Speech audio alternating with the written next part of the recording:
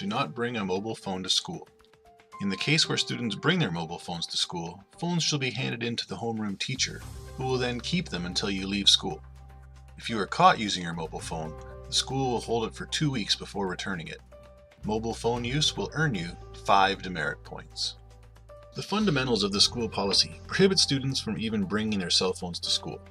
If by chance students do bring their phones to school, they are to be left with their homeroom teacher until the end of the day. The idea behind it being that if students have their phones with them in class, it will be very distracting for them and make it impossible for them to concentrate and focus on their work, as well as being distracting to other classmates. As outlined in the school policy, students will have their phones taken away from them for 2 weeks and they will receive 5 demerit or yellow points on their school record. Now, some students are not concerned with the number of these that they receive, but for others it can be a big deal. After only 7 yellow points, students are no longer permitted to participate in student government activities. Beyond that, there are various other levels and permissions that are denied as well. This policy has been in effect at the provincial or city level for more than a decade. That being said, policies such as this one are downloaded to the schools and the administration team are authorized to decide which they will enforce and what penalties will be applied. Currently, this policy is one of 13 that the school communicates with parents and students prior to the beginning of the school year. Many schools have modified, taken on a zero-tolerance stance, or even abolished it depending on the practicality of its enforcement in their school. The current perspective on the policy at my school is that they have lowered the restrictions in practice while maintaining the policy in spirit. The policy is communicated in the same way it has been in the past 8 years, word for word, but the practical application of it has somewhat shifted. Now, students are no longer actively discouraged from bringing their phones to school. However, prior to the beginning of classes and by 8:40 a.m. at the latest, all phones are collected by the homeroom teacher or student representative. They are then placed in a case with numbered pockets corresponding to their assigned student number, and that bag is then taken to their homeroom teacher's office. Historically, as noted previously, this policy was put into place to specifically avoid student distraction.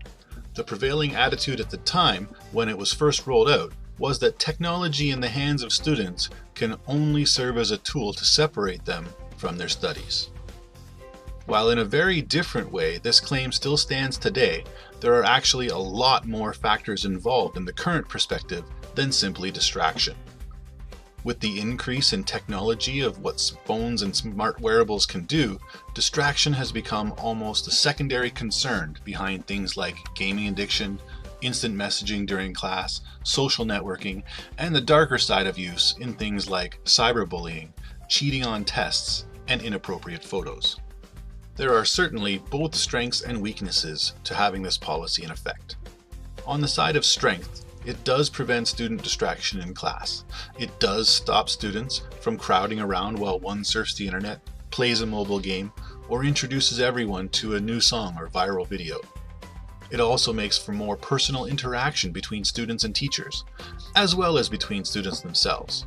With access to information being so easy with smartphones and wearables, teachers and administrators are frankly worried about students having the means to cheat on exams.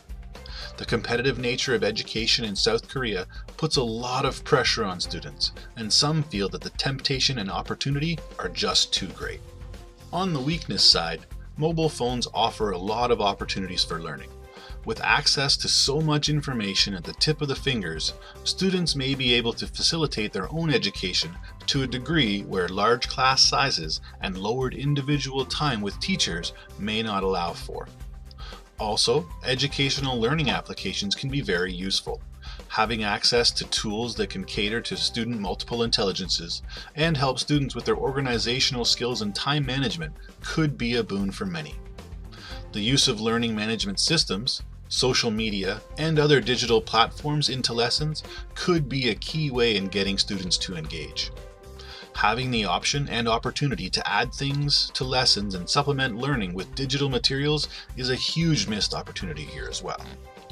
I think one of the biggest needs that exists in reaction to this policy is for schools to have access to tools that will guide students in the use of their phones and digital devices to make them more suitable and useful for the classroom.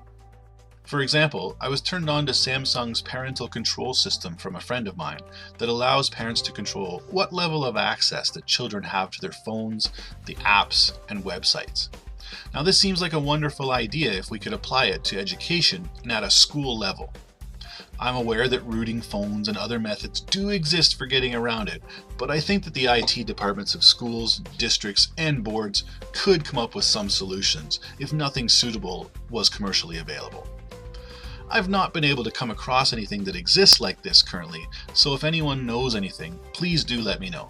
I'm very interested in finding out more about ways that we can guide phones to specific sites, looking at locking out applications, time-accessed Wi-Fi, school-wide or class-wide push notifications, focused data tracking, things like that.